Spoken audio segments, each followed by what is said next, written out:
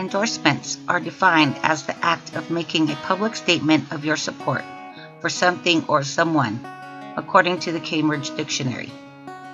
The Federal Trade Commission has recognized certain legal standards for different kinds of endorsements: expert endorsements and celebrity endorsements. For someone like LeBron James, his expert endorsements would be tools of the trade like basketball shoes, sports apparel, sports drinks, and sports tape. His celebrity endorsements would be food, restaurants, cars, cologne, and grooming products.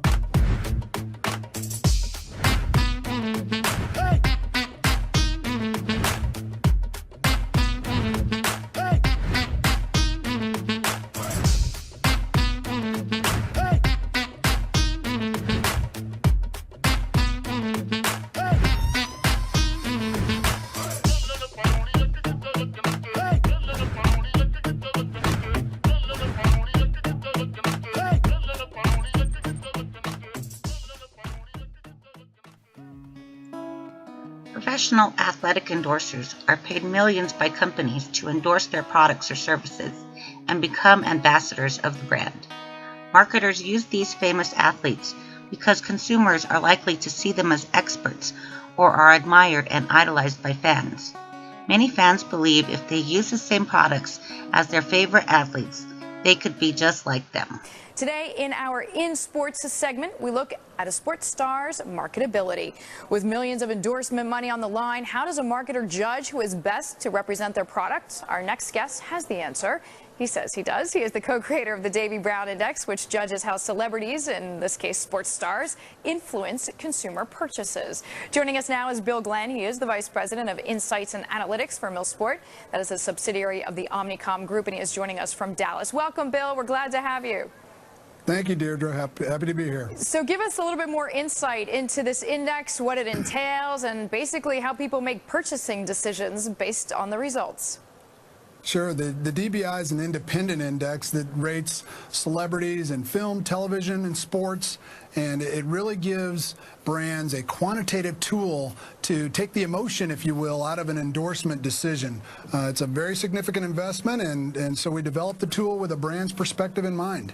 So you cover a lot of ground there. Today our focus is on sports. I mean, what is an attribute, if you can give one, that makes a candidate seem stronger than another?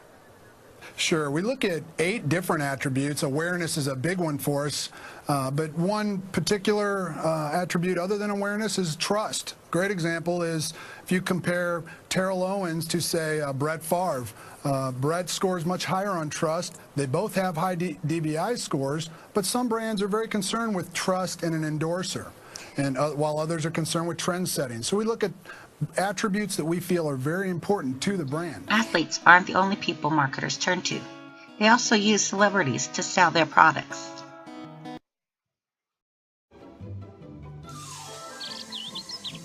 Well, hello, Bluebird. Did you stop by for my Selena Gomez tap water? It's the finest water in all the land. I'm giving it away to help kids. Have some. It's delicious. Selena Tap. It's just like your water. Good, huh?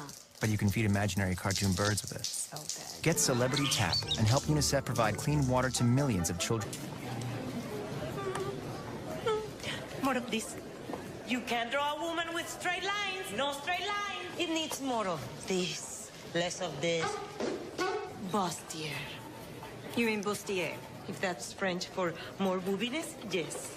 I think women will love wearing this. But hopefully not for long. It was a joke. Thank you. Only at Kmart, where members always get more. Work what you've got.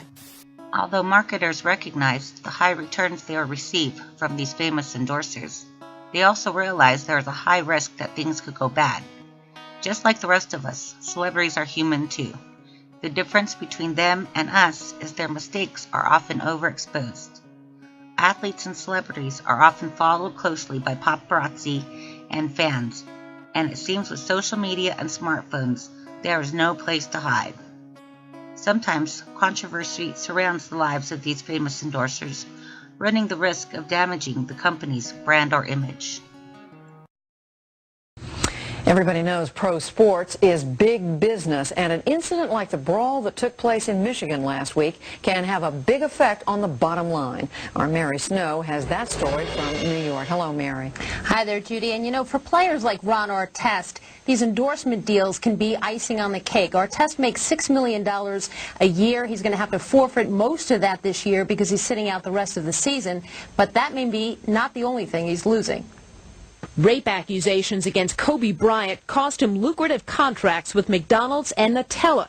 But so far, Olympic swimmer Michael Phelps has not lost any endorsements after his recent arrest for DWI. Because we're not a recognized brand, and just trying to get our name out there and having a player or someone involved that has a negative image can really be damaging. Artest was to be featured in an NBA spot directed by Spike Lee for TNT. But a spokesperson for Turner Sports says at this point it has no plans to air the Ron Artest spot. For athletes, a tarnished image and lost endorsements can be expensive. If you're a marketable athlete, you can make a healthy 7-figure income and live off of that income and put the money you make on the field in the bank. So it's really a very lucrative business. But the question is, are these high-paid endorsements worth all the risk of damaging a company's brand or image? In my research, I found the issue was split down the middle. Some people, like Kevin Harrington of Forbes magazine, says the celebrity endorsements are not worth the cost. He also states celebrity endorsements are commonly used to increase a brand's visibility, but a University of Colorado study determined the tactic does not always work the way the star-struck marketers envisioned. But then, on the other side of the issue, people like author Morgan Austin of Renegade Communications says that despite enormous upfront costs and strong likelihood of human disaster, celebrity endorsements mostly earn huge long-term profits for their brands. Anita Albers from CNN and Harvard Business School says that several brands saw sales rise more than 20% after teaming up with an endorser. This strategy helps to differentiate brands from their competitors. She also states the stock market responds favorably to athlete endorsements. Stocks can be expected to rise 20%, and endorsers generate considerable value. I really like George Lopez's take on this. More stuff coming out about Tiger Woods. Let's say his endorsement deals could be in danger. You know, like when Michael Phelps smoked weed and Kellogg's got mad. First of all, he won 8 gold medals in a Speedo. Listen, if you want to impress a Latino, swim fully dressed with everything you own in your front pocket.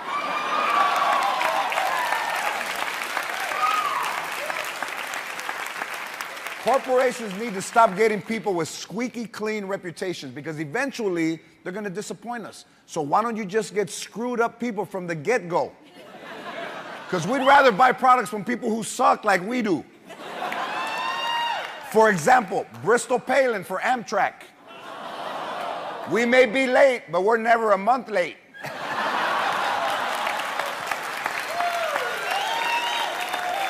David Hasselhoff for Spinner ceiling fans.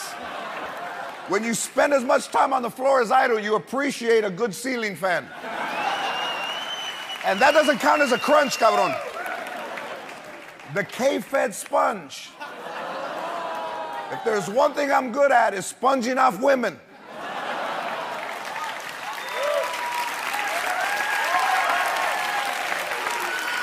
Wesley Snipes for H&R Block.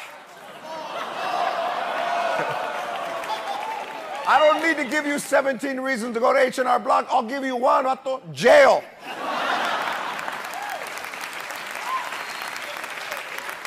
Amy Winehouse's Really Crazy Glue. Perfect for sniffing and holding a career together.